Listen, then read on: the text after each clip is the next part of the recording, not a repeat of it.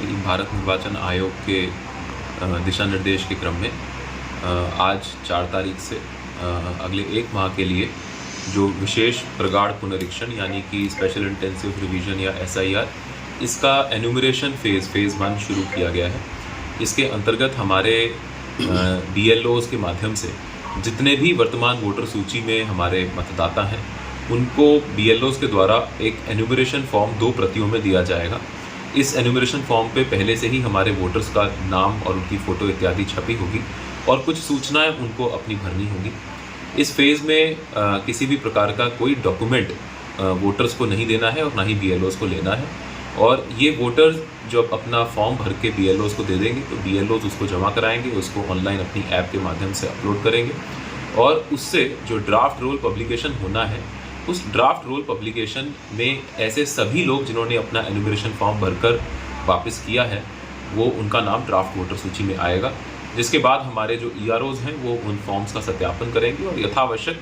जो भी डॉक्यूमेंटेशन आवश्यक होगी उसके बाद सेकेंड फेज़ में कलेक्ट करेंगे। मैं इसमें ये बताना चाहता हूँ कि इस फेज़ का जो मुख्य पर्पज़ है वो ये है कि जितने भी हमारे मतदाता हैं उनमें से यदि कोई व्यक्ति एब्सेंट है, शिफ्टेड है, डेथ हो चुकी है उसकी या डुप्लीकेट में उसका नाम है, ऐसे लोगों को चिन्हित किया जा सके ताकि सिर्फ वही लोग हमारे पास फॉर्म भर के दें जो वास्तविकता में जीवित हैं और जिनका और किसी भी अन्य स्थान से वोटर सूची में नाम नहीं है। अगर किसी व्यक्ति का किन्हीं कारणों से 2 जगह वोटर सूची में नाम है भी तो उनसे यही अनुरोध है कि वो एक ही स्थान पर अपना फॉर्म भरे ताकि उनका दोबारा से डुप्लीकेशन ना हो। इसमें मैं ये भी बताना चाहता हूँ कि हमने इसमें बृहद स्तर पर हमारे BLOs, हमारे AEROs और EROs की ट्रेनिंग करी है और उनको निर्देश दिए हैं कि अपना काम बहुत ही ध्यानपूर्वक करें और बहुत ही मेहनत के साथ करें।